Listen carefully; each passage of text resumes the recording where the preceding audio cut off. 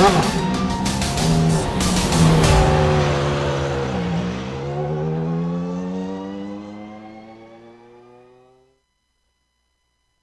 smell of the salty sea air and the allure of a beautiful beach certainly isn't as powerful when surrounded by the overwhelming scent of gasoline and the roar of engines. Phillip Island brings our drivers down under yet again, and while last season saw it as the final round, we return a little bit earlier this time. But its tricky nature hasn't changed a bit, so it's time to find out who has the chops to come out on top as we get ready to watch round 5 of the Lotus 49 World Cup. And you'll see it all live here on the Global SimRacing channel. Hi, I'm Joe Peak, and with me in the booth is Johan Vandenbelt. Behind the scenes is our director, the Dr. Amjad Yaman, and he's using cameras provided by Dougie Beard. Johan, like a lot of Australian circuits, this place really has a unique feel unlike any other track on the service, doesn't it? Yeah, you're really right, Joe. It really feels unique. Phillip Island, it has a great history with car and especially motorcycle racing. All the way back in 1928, the first Australian Grand Prix ever was hosted on the island, a 100-mile bike race. Now, cars only appeared in 1960, after the open road circuit had been closed for almost 20 years. One of the biggest hurdles for circuit racing in Phillip Island was the required maintenance of the track. Several times the circuit had to be closed to repair the racing surface, which ultimately led to a big refurbishment in December 1988. During this construction, the current 4.4 kilometer track was realized. Phillip Island is mostly known for hosting motorcycle racing like MotoGP or World Superbikes, and also for the Supercars Championship. The Lotus 49s you'll see on track today haven't run this 12-turn Australian track in real life, but if they had, it would have surely been an exciting experience. Phillip Island feels like a track that tests the patience of the drivers. In long corners that seem to continue forever, it's easy to go back onto the throttle too early and understeer of the track. On the other hand, it's easy to not slow down enough for the shallow turns on the straights, like Stoner Corner or turn 7 and 8. It's a track where experience matters, and when it seems like you're going slow, you're probably setting a personal best. So to see how to tackle this track, let's take a whiff of the salty sea air, put on our swimming shorts, and hop on board our GSRC LOTUS 49 for a lap around Phillip Island.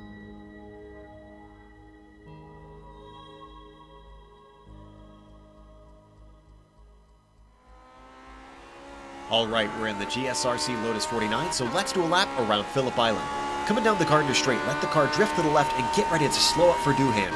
This quick sweeper offers something of a passing opportunity, but trying to slip through here too wide can be pretty scary. Be prepared for some intense battles in this first corner. Then bring it back to the right as best you can and get the car rotated into the southern loop. You don't want to apex too early around this extremely long bend. Set yourself up so that you can get off the exit smoothly and confidently on the power. From there, it's a short burst to Stoner where you can't quite take it flat out. Feather the throttle until you're confident you won't understeer into the grass. But don't get too eager because before you know it, you're braking for Honda. This is another spot where a lot of passes will tend to take place. You only get a short squirt of the throttle before you're chucked into Siberia. Despite a fair bit of camber here, it's best to try and late apex this uphill bend. It's going to be especially tricky to get the power down here because of the kink of turn 7. A little safety lift to about 90% throttle will keep the car from swapping ends on you. Then lift through 8, give another stab to the power, and finally scrub off speed up and around Lukey Heights. Hug the inside of the corner all the way to the exit so that you can have the proper line into MG. Don't let the slow speeds fool you because the downhill braking into this hairpin makes it easy to overshoot the apex. After that, the track immediately switches back through turn 11 where you've got to wait patiently before fully getting onto the gas. Then comes what I think is the most fun corner of the circuit. Give it a big lift coming into 12, but tuck the wheel right up to the inside curve. Slowly feed on the power and counter steer to keep the car straight so that you can really fly out of here. Hopefully you kept it all together and have now finished a lap around Phillip Island.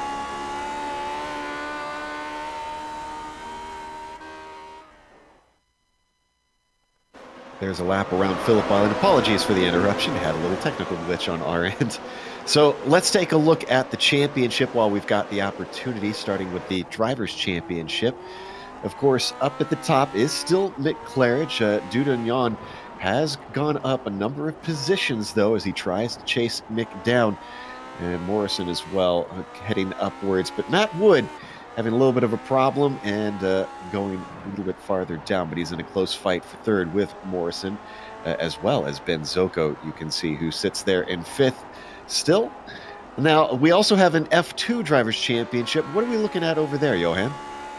And the F2 championship is currently leading the Italian Eugenio Massa. He scored 36 points so far and has quite a sizable lead to P2 Andrew Eng.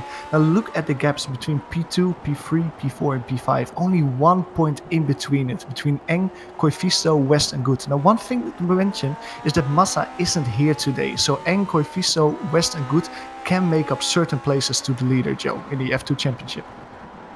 There's also the Constructors' Championship that they compete for in this series, which is the Nations' Championship for these guys. So up at the top with Mick Claridge's dominance, well, no surprise, the United Kingdom currently leads the way with France hot on their tails. Now, Finland has been a couple of drivers contributing, unlike it being just strictly Claridge and Dudignon, with Kaijinen, Unhola, and Luoto giving them their own haul of points. Same thing with the United States sitting there in fourth. And then Australia has been strictly Benjamin Zoko, who has been contributing down there. We might not have viewers who have watched one of these races before. So, Johan, why don't you introduce us to the race details?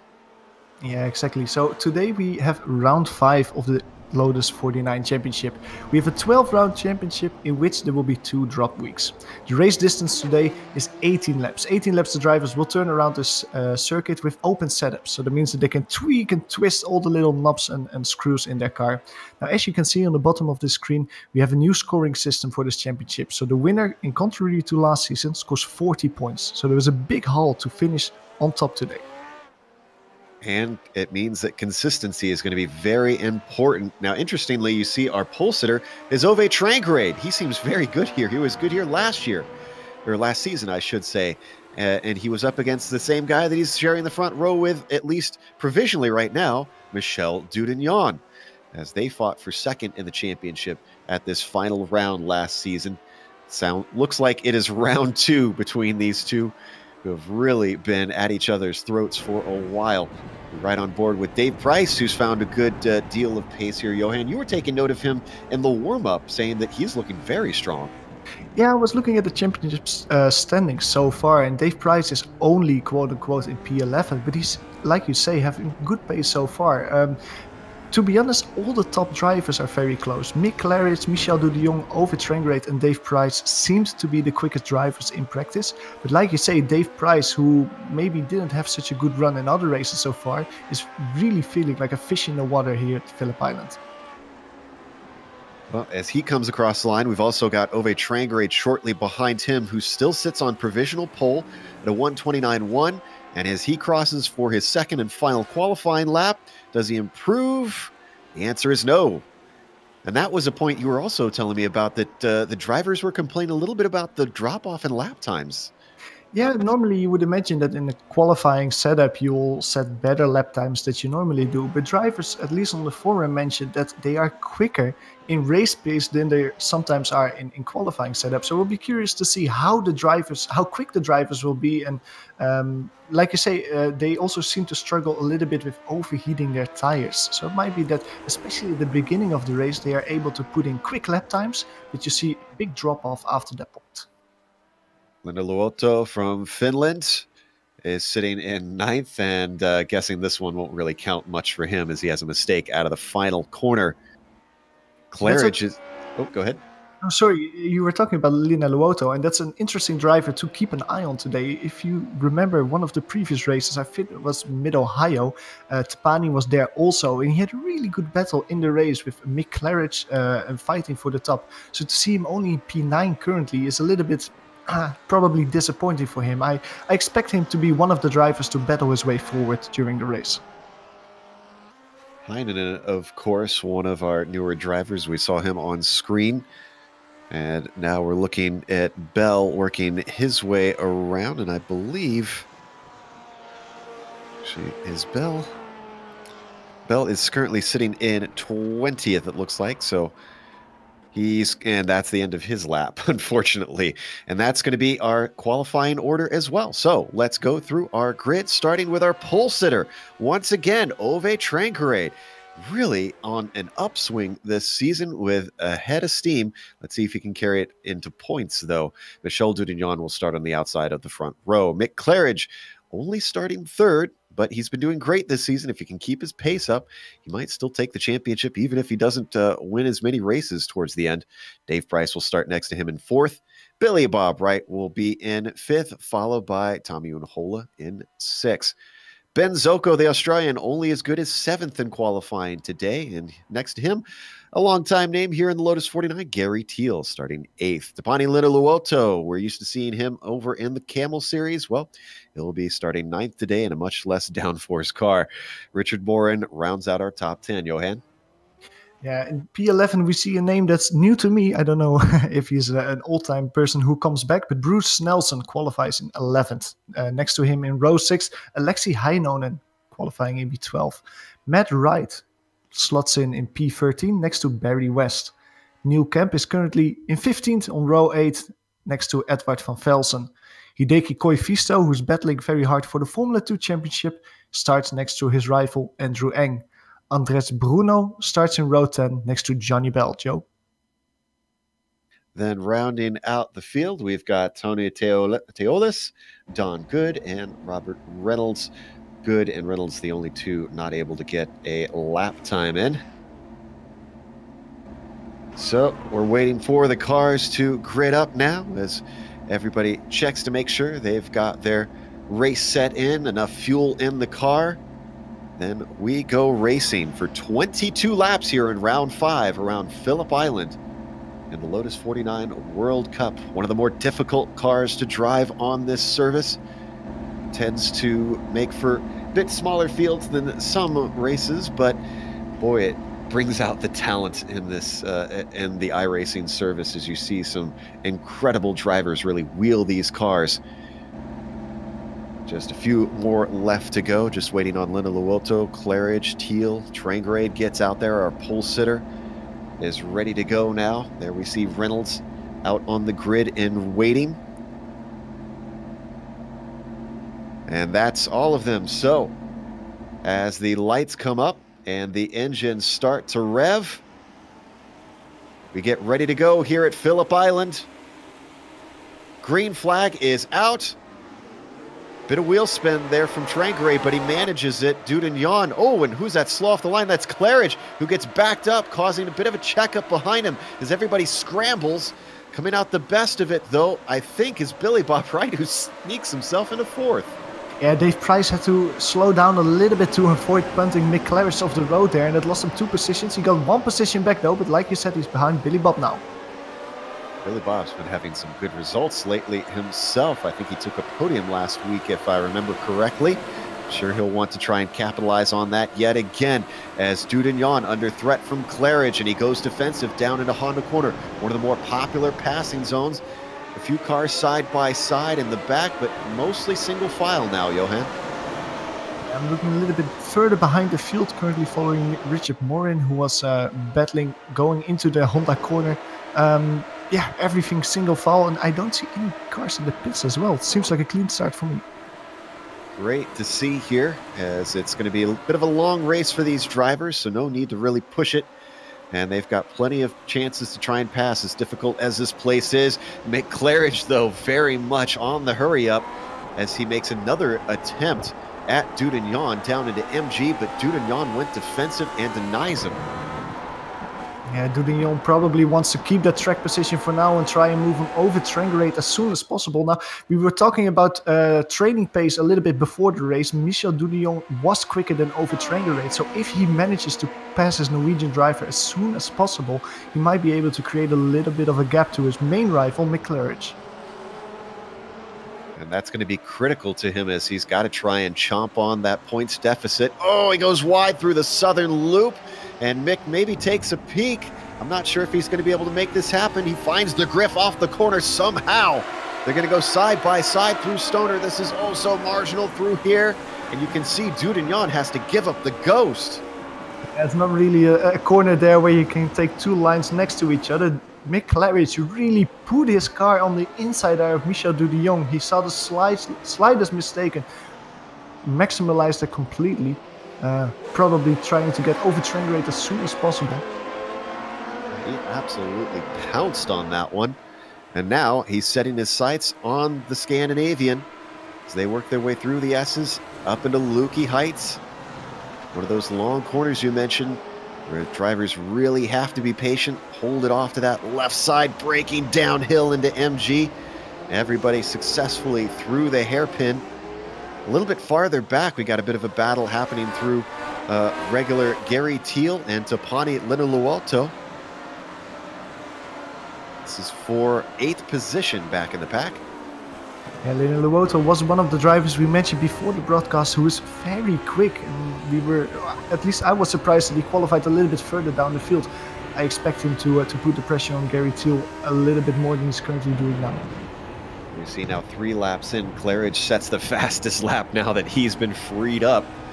He has really got the bit between his teeth as we continue to watch this battle. Actually, we've jumped up to Claridge now. Now 3/10 behind Trangrate and leaving Dudignon behind. Interesting. Yeah, with that battle, with that overtaking, as he tries a little look on the inside here. Ooh, Trangrate goes wide. Yeah, well, you shouldn't give Mick Claridge such an opportunity. He just takes the apex and slots into P1 there, Leo. That's going to make it incredibly easy. So Mick Claridge having started 3rd, and Matt Wright has a problem. Slots down to 16th once he returns to the track. Let's take a look at the replay, figure out what happened. Looks like just outbraked himself all by himself into Honda. Yeah, especially. He is lucky that there's a lot of runoff area there to get his car back. Now I'm seeing Gary Thiel disappeared from him. Oh, that's just a connection problem, looks like. Oh, and Bruce Nelson, though. Bruce Nelson spins off. Little hit there. As we see it on board here with the number 18 driver of, I think it's Alexi Heinonen. Alexi is also currently very slow on track. Probably taking his car to the pits, having suffered a little bit of damage. Well, Heinenen's going to stay out, interestingly. He's down to 21st, so hurt both drivers for sure with that big wallop they had going into Siberia. Back up to the front, though. Boy, things have closed up between our top 3. Whatever pace that the Frenchman had lost, he's refound it, and he's all over the back of the Norwegian. Yeah, I expected Mick Claridge, to be honest, to drive away a little bit from Ove once he got past the Norwegian driver, but Ove was only 1/10 behind Mick Claridge going over the start-finish line when they started this lap. There's only a gap of 2/10 now. He's really, really close there, Joe. Let's keep the cameras on this, but you'll see flashes in the background.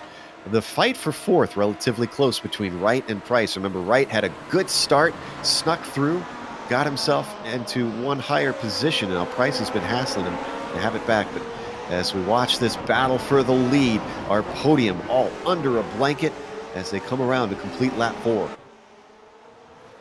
Over Trangrate having a really good run there out of the last or penultimate corner. Not so much maybe out of the last corner. If you can get a little bit earlier on the traction here, a little bit earlier on the throttle, he might be able to put a pass on Mick and Duhan. It seems to be a little bit far away now. Yeah, so hard to try and find the grip out of Swan Corner. Another one of those that's just not quite flat out in this car, and they swing through Duhan into the southern loop. Trangrate close behind, but not close enough as they work their way around this long, long left-hander, and he's a lot closer on the exit, though. Very strong exit from that Honda car. Yeah, especially he's having a good run here, though, also in Stoner, but Mick Claridge defends the inside, and Honda slides a little bit, but manages to cover the apex. Now, that stops over Trangrate a little bit from trying to get back on the throttle, and it causes Michel Dudillon to catch back up to the first 2 drivers. Yeah, as long as Claridge is going to be defensive, that is going to keep things incredibly tight here for the podium. This is what we want, though, in this series. A very hard-fought battle, a very close battle for the lead, especially with how Mick has run away with things in some of the other races. Let's jump back to P4 now that we've watched these guys for a little bit, because Wright and Price still haven't separated, and if they start battling, well, don't forget Tommy Unhola, one of those drivers we keep praising with his improvement of late. Well, yet again finds himself in 6th and looking very handy if he could potentially get himself into 4th. Yeah, especially I have been looking a little bit at Dave Price for the past few laps. It seems like he's quicker than Billy Bob, but he just cannot make that pass. Also here, out of the last corner, he has a little bit of an overdrive. He has more speed, but Billy Bob just defends the inside of Doohan, goes back to the racing line and just hugs the apex. There's no way past for Dave Price. He really has to force his rival into a small mistake and pounce on that, because for now it seems like he's stuck behind the drive. This is another one of those good places if he can find the grip off the corner, and he's pretty good, but just like we saw coming out of Swan Corner, just can't quite get himself close enough. A little bit of a defensive maneuver from Billy Bob Wright as he covers off the inside in a Honda, which causes him to slide a little bit wide at the apex, but it's too short of a run coming up to Siberia, so Price has to stay patient yet again. And there you see, that's Unhola in the red machine just behind them, stalking both of these cars. Farther down, understand that there is a battle for 13th. Oh, and we've got a pass, so we're going to look at the replay. Does this involve Wright and Velsen? Andrew Eng also was in that battle. Says heading into Stoner, they see sliding up the inside. Eng gives him room, and well, Van Velsen behind him. Edward doesn't need asking twice.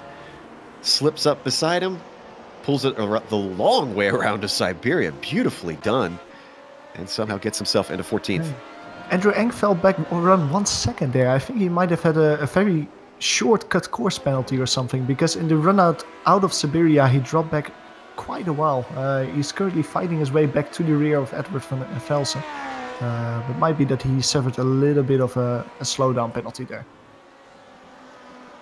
Now at the front, Joe, one thing that I'm seeing is Mick and Ovi are still as close as they were before, but Michel Dunion is 1 second behind the Norwegian at the moment. He currently fights for P1, but he's struggling to even catch up to P2 now. Unusual to see from Michel. You talked about the tires maybe going off a little bit. Wonder if that's affecting Michel a little bit. Maybe he's conserving. Maybe they really are going off and he just can't find the pace. Talking about going off, over rate went off there. He was following Mick Claris really closely. He went a little trip through the grass, kept his car on the asphalt again though. Great car control. As we go to a replay of the incident. Gonna watch on board. Got to lift a little bit on the S's, and he didn't lift enough. Wow. Great catch under braking, too, as that car got all sorts of sideways. And he didn't lose any time in that. He's still 3/10 behind Mick.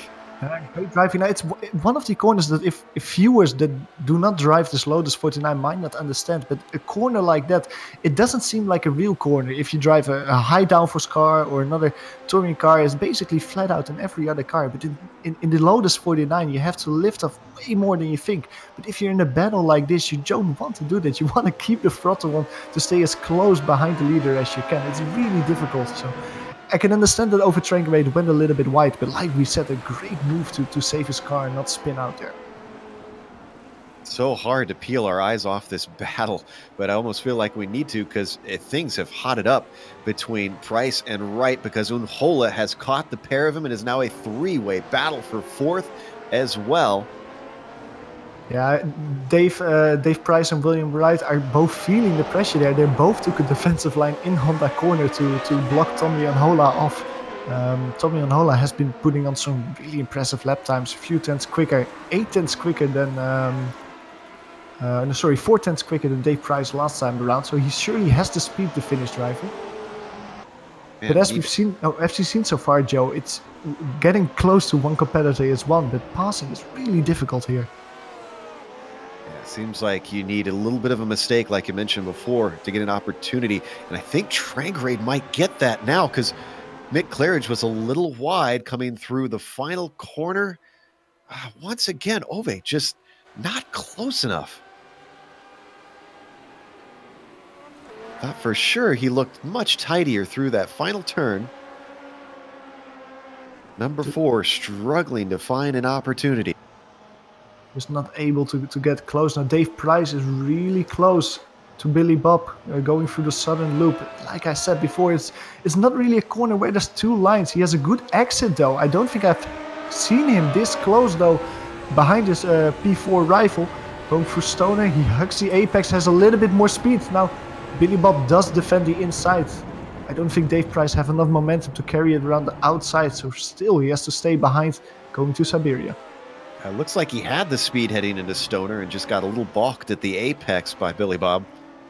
Oh, a battle for 8th that we got on screen between Gary Teal and Tapani Lindaluoto. Tapani sticks his nose in, down into Siberia. He just drifts a little bit of the apex, touches the rear of Gary Teal, but Gary Teal can continue. Tapani at a half spin is immediately under pressure of Richard Morin. Morin, unfortunately, at a part of the track that's hard to get by as they slowed up through Lukey Heights. Maybe he'll stick his nose in coming up to MG, but looks like a defensive move from Tapani. No, he's back to the racing line. He feels safe enough, and he stays safe in 9th. There's a lot of battles going on at the moment. I'm currently looking again at Dave Price. Dave Price, who had a great run out of the last corner. He surely seems to have the momentum now on Billy Bob. Tries it on the inside of Duan, but he breaks a little bit too early.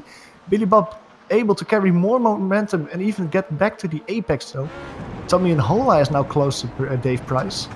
I have to say, very brave from the Floridian. He didn't cover him off at all and just went straight for the apex, expecting that Dave won't be there.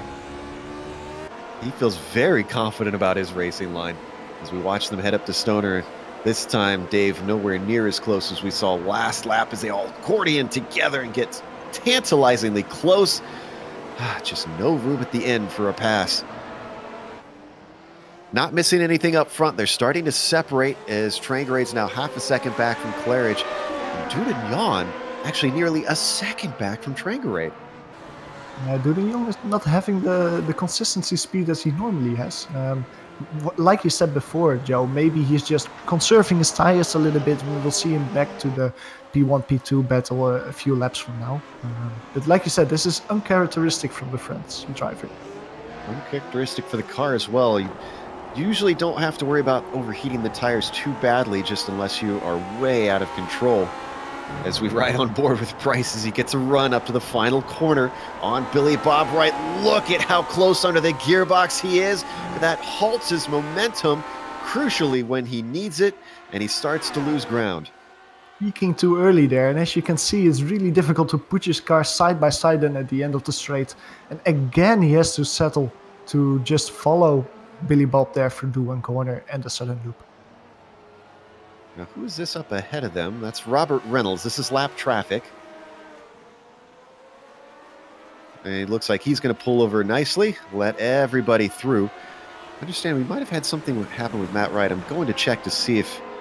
Yeah, he went off. Let's see which corner that was. It was in Lukey Heights in lap 10. Oh, and Onhola starting to get tired of following in the popcorn position. He's starting to peek out a little bit on Price and Billy Bob Wright.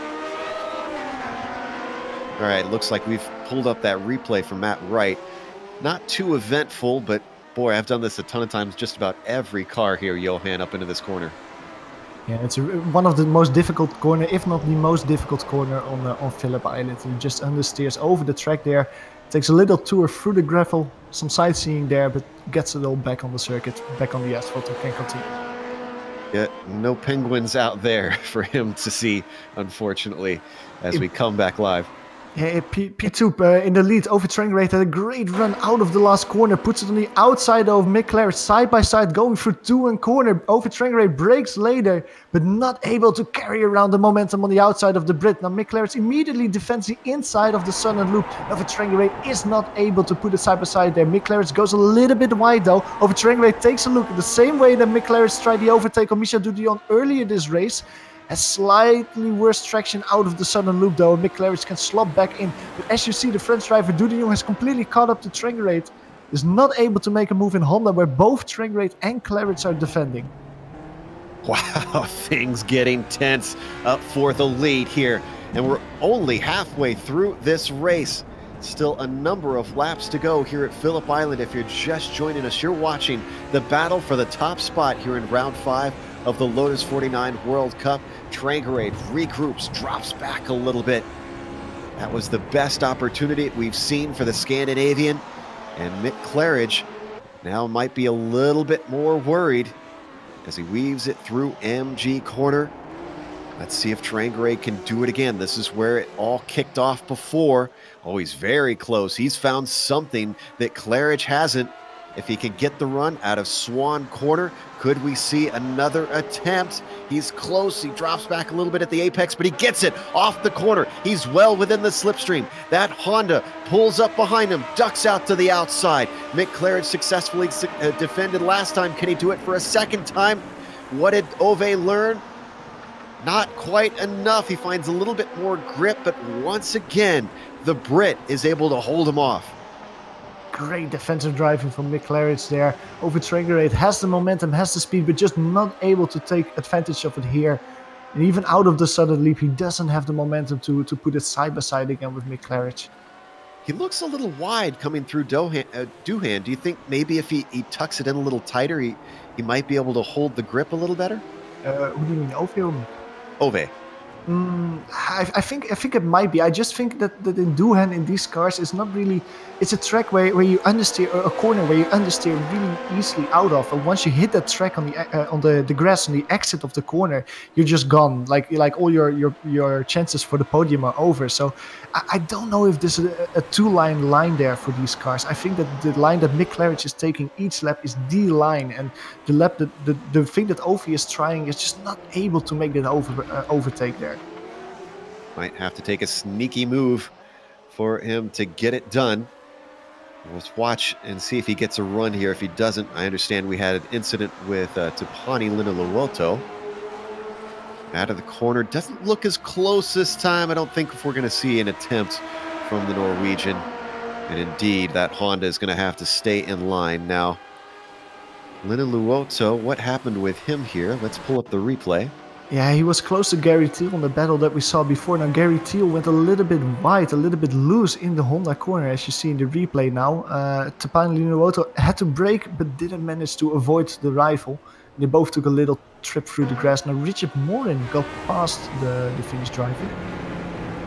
Yeah, so that promotes Richard Morin up to 9th. This has been a nice drive from the Canadian driver.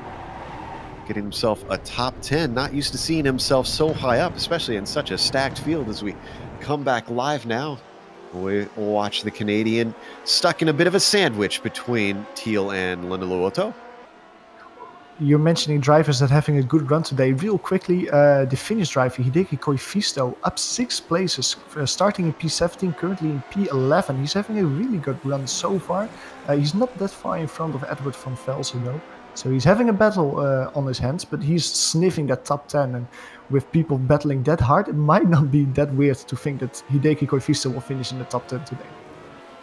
Yeah, I certainly wouldn't put it past him. I love the classic Jordan livery that he's adapted to the Lotus as we jump back behind him to newcomer Van Velzen, running in 12th, showing himself to at least be a very competent driver in this car. He was a bit nervous coming in from what we saw in the chat. I think he's represented himself well. One overtake that we missed at the beginning of last lap was Billy Bob. Billy Bob lost P4 on Dave Price. Dave Price had a great run out of the last corner. Actually managed to put it side by side with Billy Bob, who chose not to defend the inside of Doohan corner. Billy Bob has relegated to P5 for now. And already under attack from Tommy Unhola. Took a look at him coming out of Doohan. Tries for the over-under, but as you said, just a single line through there, so gets balked by the Floridian. Tries to get a run on him, coming up to Stoner, but a little bit too far back for now. Yeah, you could see quite well that Tommy Unhola had more speed, more momentum, just a better line through the southern loop. But Billy Bob just slid and parked his car on the apex, and there's no way past another car then. So good defending of Billy Bob to stay in P5 for now. Bit sad that we didn't get to watch the pass, because since we were following that battle between Price and Billy Bob for so long. But glad that he has got it done, getting himself into 4th. It was a long time coming. Let's jump back to our leaders, though, because those 3 have closed up yet again. And Trangaré now starting to stalk Mick Claridge once more now with 8 laps to go, and a big mistake from Claridge coming out of the penultimate corner. That puts Ove off and gives an opportunity to Michel. Michel's not able to take advantage. Here comes Ove with a good run out of Swan. He's got the momentum. Once again, denying the inside line. McClarridge goes to the right side of the track. Almost looking at 3 wide goes Michel. Trying to hold that outside line. Ove Trangarade can't do it yet again. Now Michel comes at him from the outside of the southern loop. Michel can't do it. They're going to stay in order. Claridge, Trangarade, Dudagnon.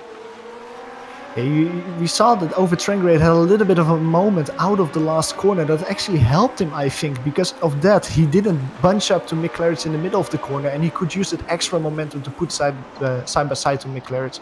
Not enough to overtake him though, as both cars, McClarridge and Ove Trangarade, are sliding through Honda there. It causes Michel Dudagnon to catch up to them, but again, as we saw earlier in the race, not able to get past them. All 3 drivers at the top pushing to the edge and beyond, bringing everything they can out of these Lotus 49s.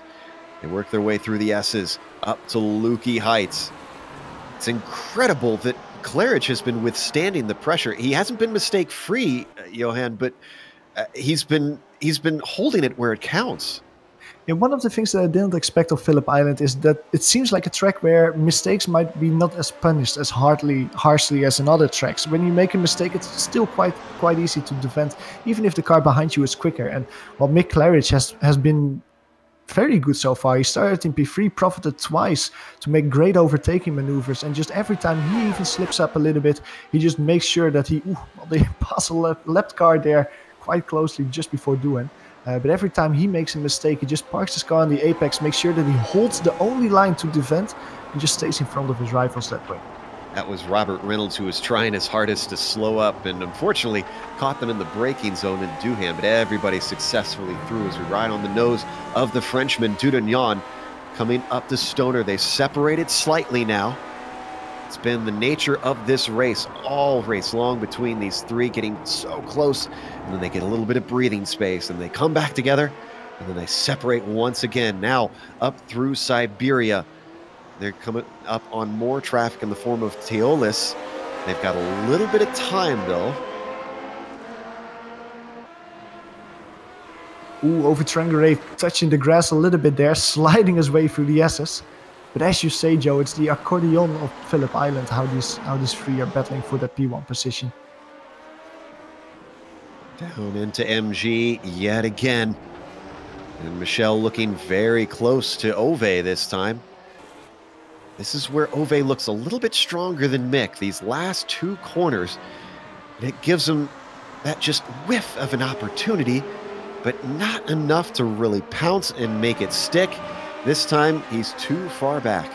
Yeah, I think so as well. And Michel Dudagnon is also too far to try and move Ove Trangarade, so they're all hugging the outside of the corner on the racing line going into Duhan. Oh, and Billy Bob Wright had a problem, and, well, Onhola has a problem now as he goes backwards. What happened here? Let's look at the replay. They came upon some traffic. That was Reynolds again. Yeah. Billy Bob seems to be stuck behind Reynolds, and I think that Tommy Onhola just, sportsman-like driving, just maybe slow down to give Billy Bob the position that he didn't really win on track. Yeah, I guess he wants to get it on merit, as he just lets him back through. So that puts Billy Bob back into 5th and Onhola back into 6th. Used to seeing drivers give positions back, but it's when they make contact with one another. That's very generous of Tommy Onhola.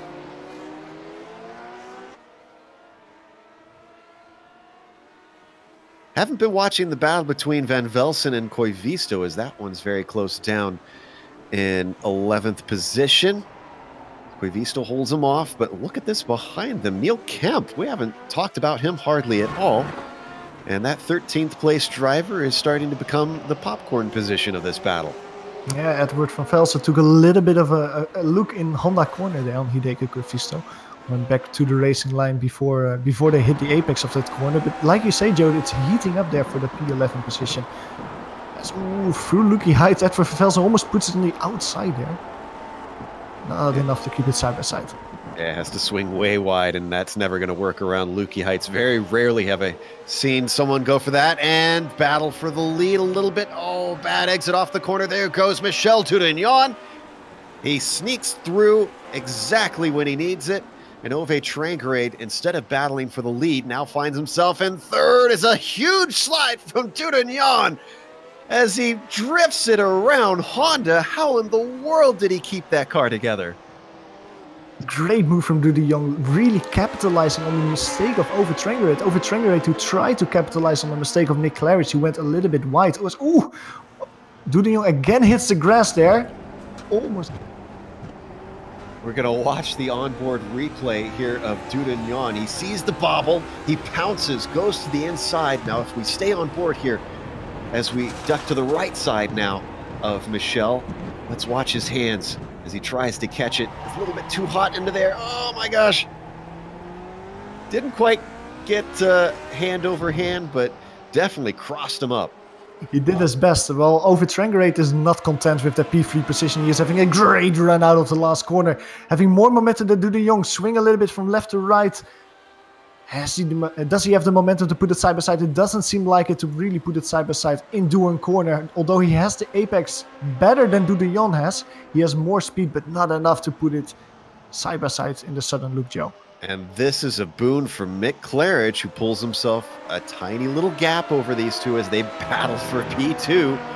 And poor Ove Trangrade can't find the grip out of out of the southern loop. And they separate as they break down into Honda. So a little bit of intensity once again, broken apart as they recollect themselves. I wonder, with the way that we saw Michel sliding around, if that once again comes back to punishing the tires a little bit and having to recollect the car and let them cool down. Could be, but I like the thing that we said earlier this race, Joe, when Michel Dudagnon dropped almost 1 second behind Ove Trangrade, and we summarized that maybe he was cooling the tires a little bit, and we said that we will see him again at the end of the race. Now he's only half a second behind McLaren. Be interesting to see if the French driver can catch up to Claridge's gearbox and try and overtake for the P1 position. At the moment, though, he's under heavy pressure of the Norwegian driver Ove Trangrade. Let's stay with this, but a bit of an update. Matt Wright lost position 14 to Bruce Snelson, who managed to get himself an overtake as we come onto the front stretch once again. Trangrade decent off the corner, but the slipstream is only going to do so much for him. Yeah, and I think that Nick Claridge is loving this battle in his rearview mirror. He's half a second in front of Dudagnon now, and he hasn't felt any pressure for the last 2-3 laps. I think that Nick Claridge is thinking, please go ahead, guys, keep battling like this, and I'll just take the P1 position. There we look over his gearbox.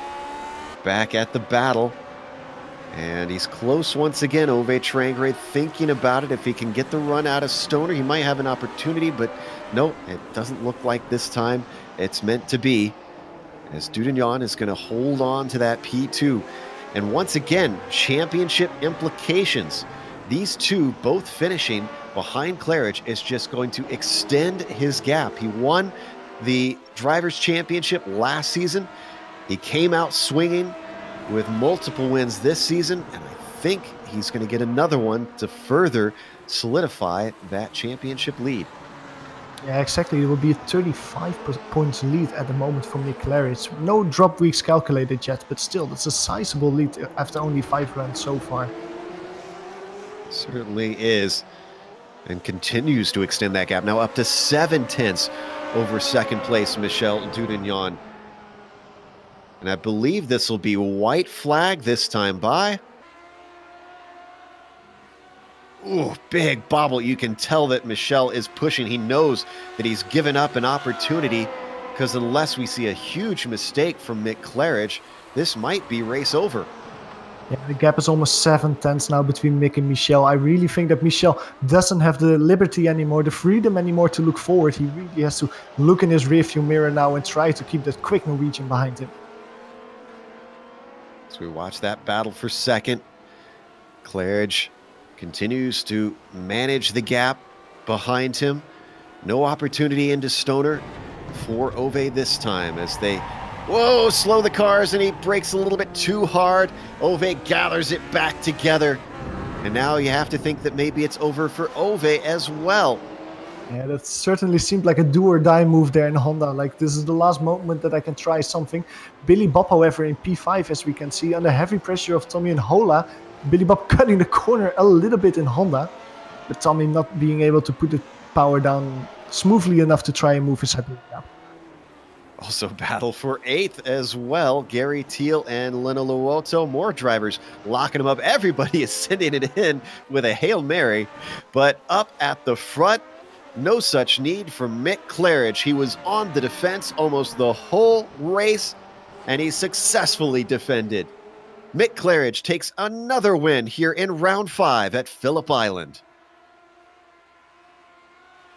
Dudignon's going to take second. Trangarade has to settle for third after putting it on pole. How about Dave Price?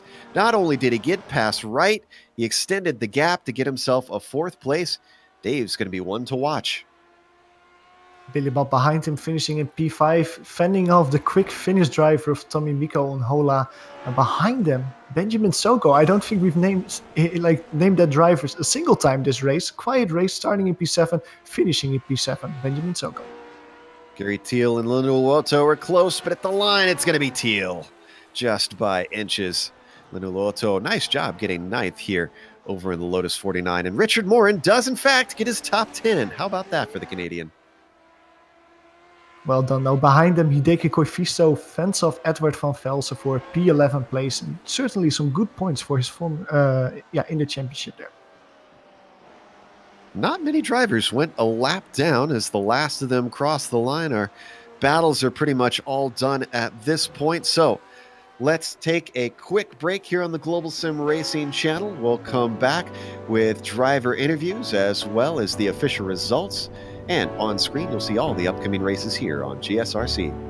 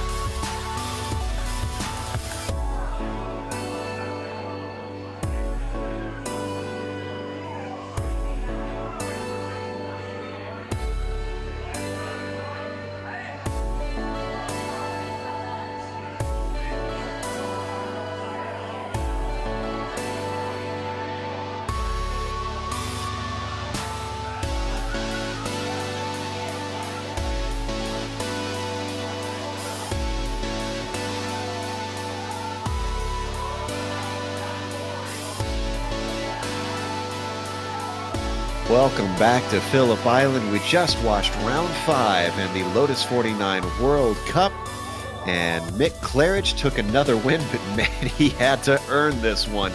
If you missed that race, definitely go back and watch it, because boy, it was an intense fight between himself, Dudignon, and Trangrade all race long. Dudignon takes second. Trangrade, despite getting the pole, winds up in third. Dave Price takes fourth today with a race that impressed both Johan and I.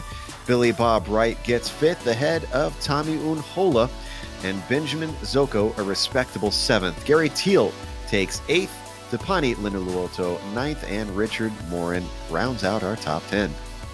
The 11, we find the winner, I think, of the Formula 2 race today, Hideki Koifiso, who I think wins the Formula 2 race and also grabs the championship. Well done from the Finnish driver. He finishes just in front of Edward van Velzen, who said in the chat that he'll come back next week. So good to see some new face in the series. Neil Kemp finishes 13th in front of Bruce Snelson. Matt Wright comes home in 15th in front of Andrew Eng. Andres Bruno, a driver we haven't talked a lot about during the broadcast, wins a few positions to finish in 17th in front of Barry West and Don Good. And Tony Theolis is the first driver one lap down. Joe? Well, we have our winner waiting to talk to us yet again, and I have to imagine that we might need a towel in the booth for Mick Claridge, because if you aren't sweating, I'll be amazed. Yeah, do you remember when these races just used to be me and Michelle, Joe? Do you remember those I do. Yeah, it seems like that's changed a little bit, hasn't it? Yeah, I mean, we know.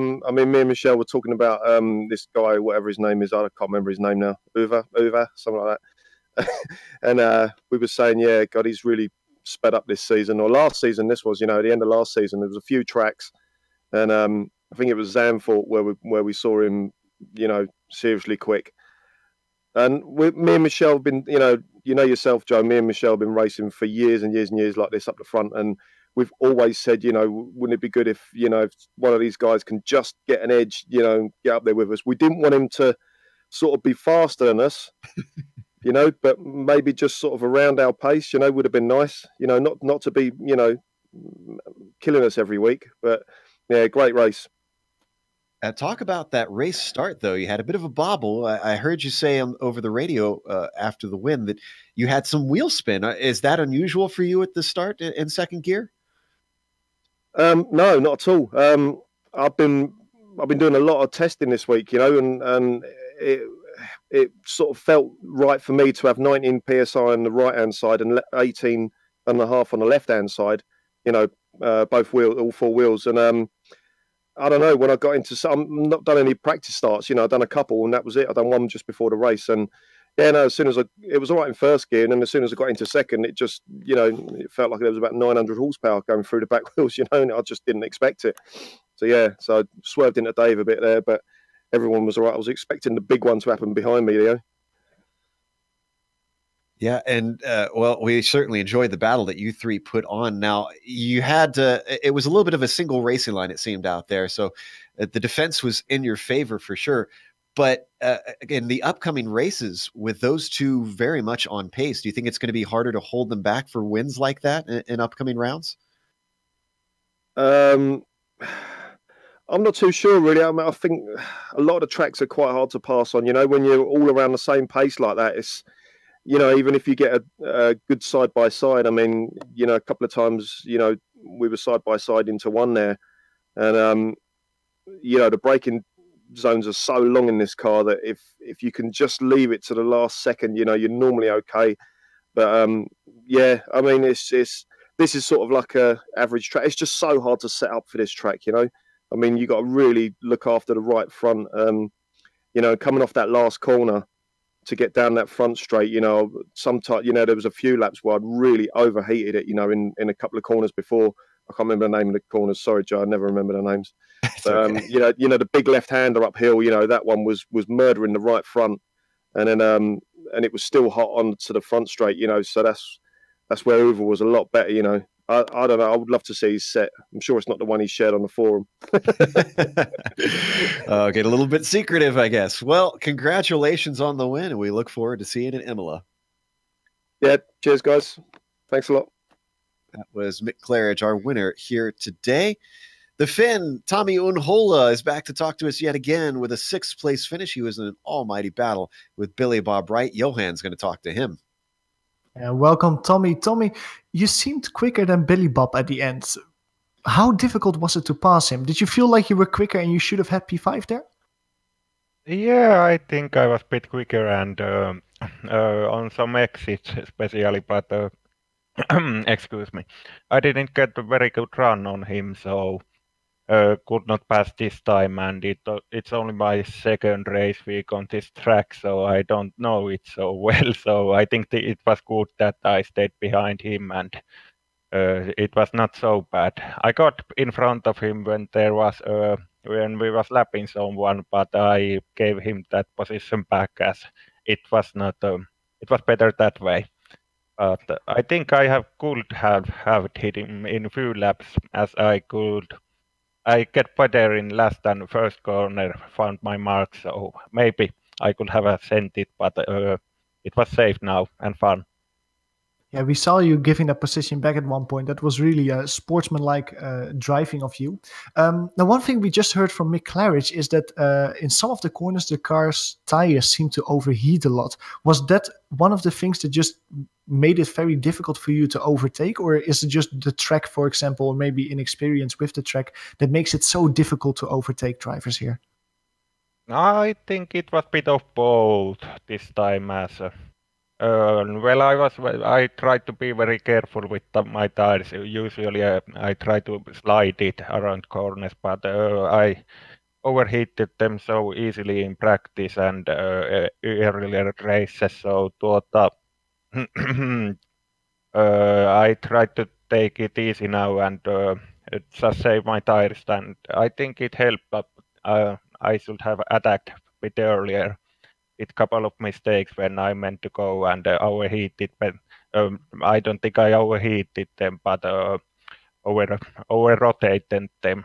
So maybe a couple more laps, but William was better today. I see. Well, still, you got P6. Now, I had a quick look at the championship there, Tommy. I think you have secured the P5 position for now. Is that really something that you're aiming for, a top 5 position at the end of the season? Yes, yes, around where I'm aiming. It would be, of course, nice to be a bit higher, but I'm aiming around Billy Bob and Benjamin, so I'm around there now. So I'm happy with that if it ends like that, and trying to improve, of course. Very good. Well, congratulations, at least with P6. It was an exciting battle to follow on the broadcast. Well done, and I'll hope to see you again next week, Tommy. Yes, thank you, and see you next week. Was Tommy Mikko Unhola from Finland finishing in P6. Now we've found his rival out there in the track today, Billy Bob Wright. He has arrived, and I think that you have caught up with him, Joe. Yeah, we're going to talk to Billy Bob, who unfortunately lost a position, but still finished 5th. Off the start, Billy Bob, you took advantage of some of the checkup that was caused by Mick, and it looked like maybe you were going to hold Dave off, but eventually he got by. Yeah, too much pressure from that guy, man. I mean, Dave is so consistent. I mean, I still pride myself on being really consistent and running, clicking lines and hitting my marks, and Dave takes that to a whole new level. So I finally succumbed to the pressure. He got a good run a couple of times down into 1, and finally I said, like, man, this guy's deserving that. So I didn't really give it to him. I tried to stay on the outside, but he had a perfect line and really ran it good. And that's a bit of a familiar position for you around this track. I seem to recall a race we covered where you were holding off faster drivers for a number of laps.